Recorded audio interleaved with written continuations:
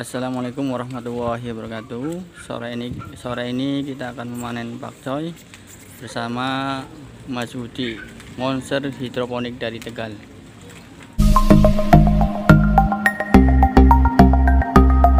Sopen, kembali lagi di channel Agrismi. Kali ini kita sudah melewati proses panen pakcoy bersama Pak Tafsir ya di hidroponik.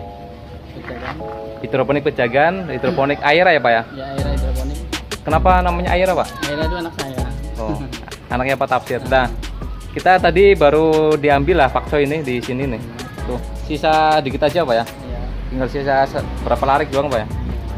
Tadi diambil satu ini Pak. Sekitar 120 titik.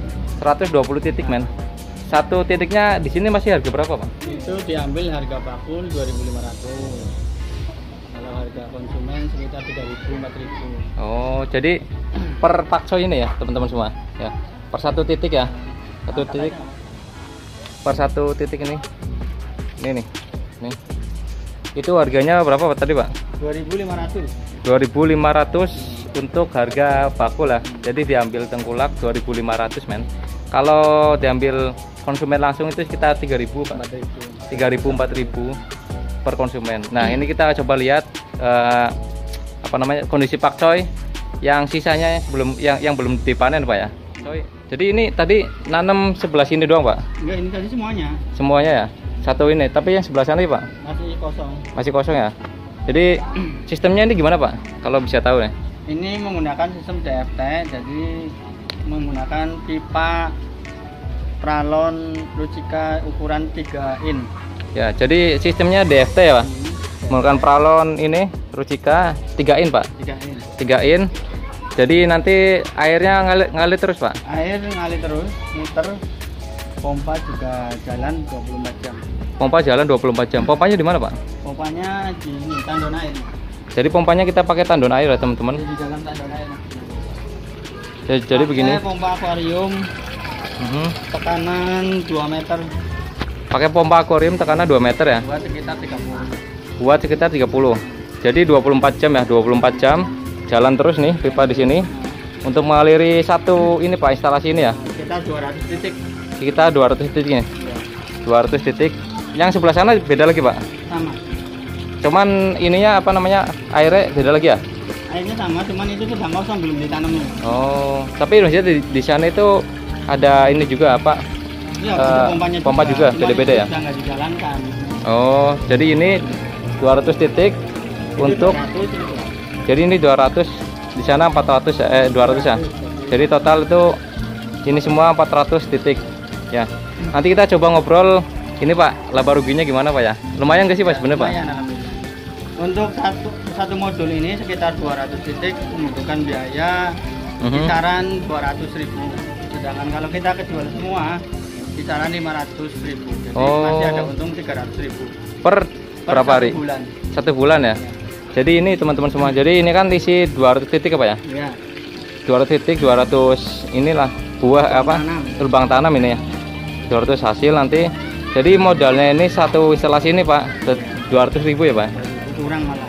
Malah kurang malah teman-teman semua. Jadi modal ini sekitar 200.000 malah bisa kurang ya dengan air yang mengalir.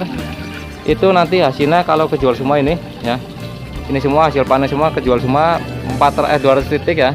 Itu hasilnya sekitar 500.000. Jadi untuk bersihnya itu 300.000. Jadi teman-teman semua yang ingin ibaratnya ini kan sampingan apa ya? Sampingan. Kalau hidroponik pasti sampingan Pak.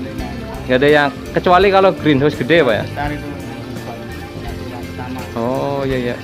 Jadi misalkan Pak Tafsir ini nanam semua Pak. Sini nanam, di sana nanam berarti kan 1 juta setiap bulan ya. Tapi kan panennya nggak barengan, jadi bertahap lah. Bertahap ya.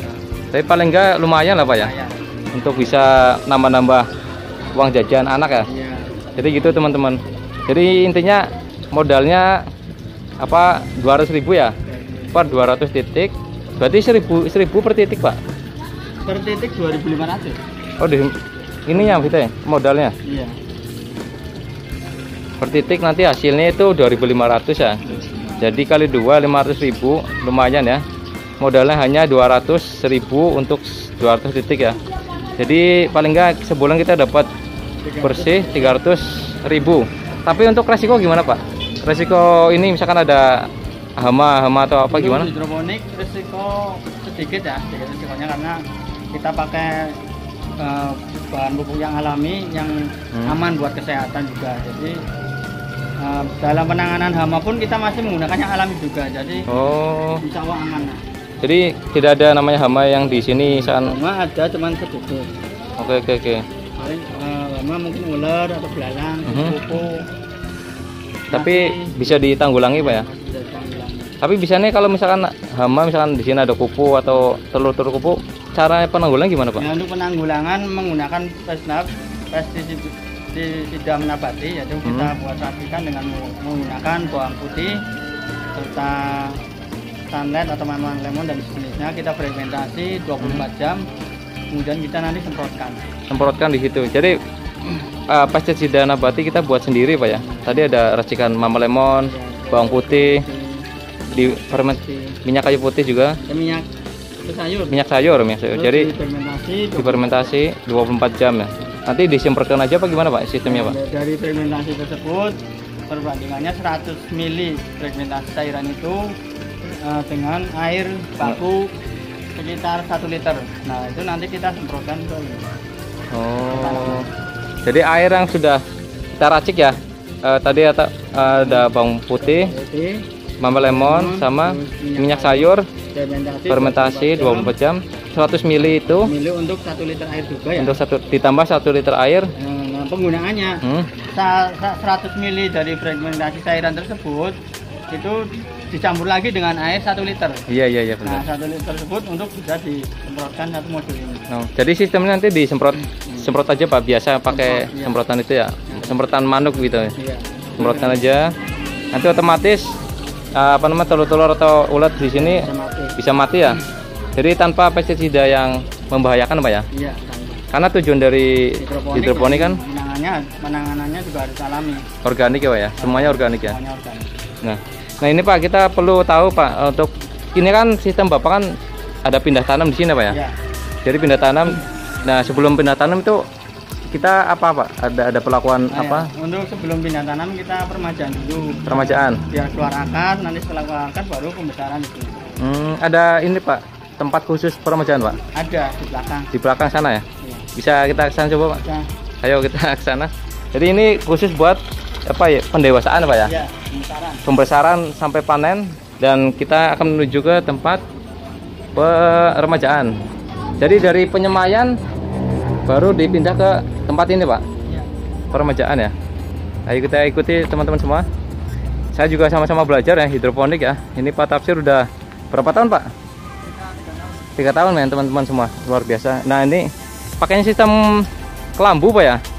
Ini untuk menghindari ayam saja. Untuk menghindari ayam. Sebenarnya nggak usah, nggak apa-apa, cuman ini karena di sini banyak ayam ya teman-teman.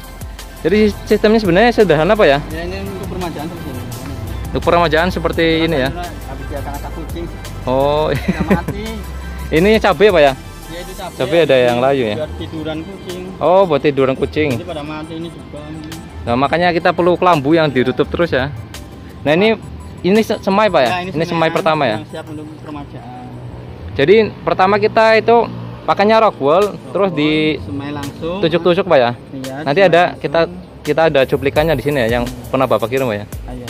Nanti ditusuk-tusuk ini rock woolnya, terus baru di per biji apa gimana Pak? Enggak, per biji, terus kita tutup rapat 24 jam, kita buka lagi langsung kita jemur. Oh. Enggak, maksudnya bijinya itu langsung dikasih ke sini apa gimana Pak? Untuk benih bisa langsung di rock wool atau dengan cara disemai dulu seperti ini. Oh, disemai dulu. Semai dulu pakai kokopit. Kokopit ya? Ini kokopit semua ya? Ini kokopit. Oke. Pakai kokopit. Jadi sistemnya ada 2 ya? Iya. Bisa pakai kokopit. Nah, jadi tinggal ditabur aja Pak. Ditabur, tutup 24 jam kita jemur. Tutup 24 jam, ditambah air nggak Pak? Ya, kita sekedar lembab aja airnya. Oke, sekedar lembab ya di kokopit itu. Atau bisa langsung ke rock wool Pak? Kalau sistem rock wool tadi ditusuk-tusuk dulu Pak? Berarti per biji aja ya? Per biji satu-satu.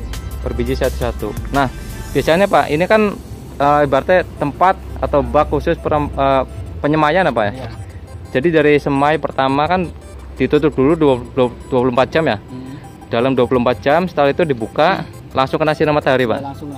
Langsung kena sinar matahari terus dipindah ke sini ya. Ya, betul sekali. Nah, ini biasanya dari sini ke sini perlu berapa hari, Pak? Dari semen ini sekitar 1 minggu ya, 1 minggu, atau kalau sekiranya sudah keluar 4 daun ya. 4 daun ya? 4 daun baru kita pindah ke sini permajaan. Oh. Atau kalau punya tempat yang bagus lagi kita buat permajaan pakai pralon.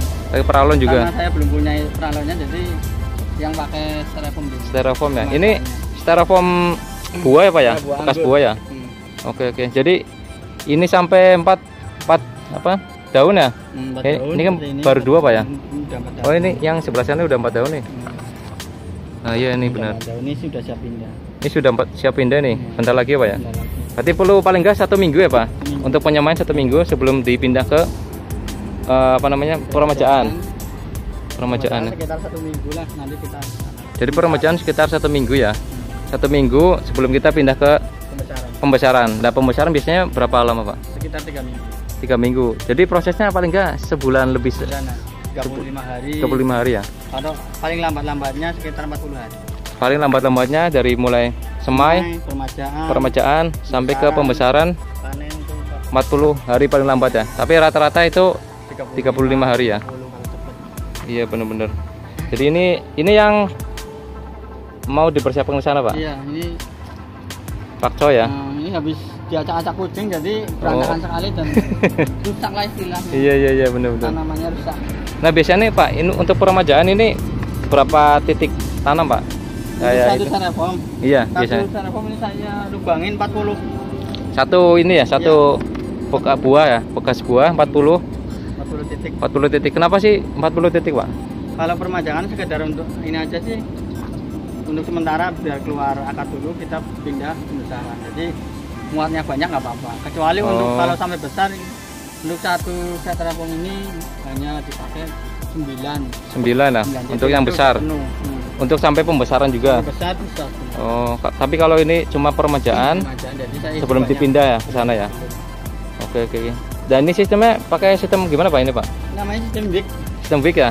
Air mengendung ya? Walaupun sistem wick tapi nggak kasih kain flanel. Oh, ini berarti langsung akar ya? Langsung akar, teman-teman semua. Ini aja, Mas. Oke, coba kita lihat. Nah, ini air nutrisinya gimana, Pak? Ini kan air biasa dulu. Ini airnya harus gimana, Pak? Air hujan atau air bersih biasa atau air PDAM atau bagaimana, Pak? Ini pakai air hujan bisa, air pump bisa. Karena ini hujan, kita coba berteduh dulu, men. Oke. Teman, ini suasana lagi hujan ya. Hujan deras, men. Jadi kita tidak bisa lanjutin interview di luar. Tapi kata Pak Tafsir tadi ya, air hujan ini tidak berpengaruh buruk terhadap ini ya, pakcoy atau hidroponik yang sedang ditanam. Karena justru air hujan itu bisa menambah air untuk air tampungnya itu di sana, yang bak tampung yang biru itu, untuk namanya bisa dialirkan ke tumbuhan-tumbuhan hidroponik ya, pakcoy ini.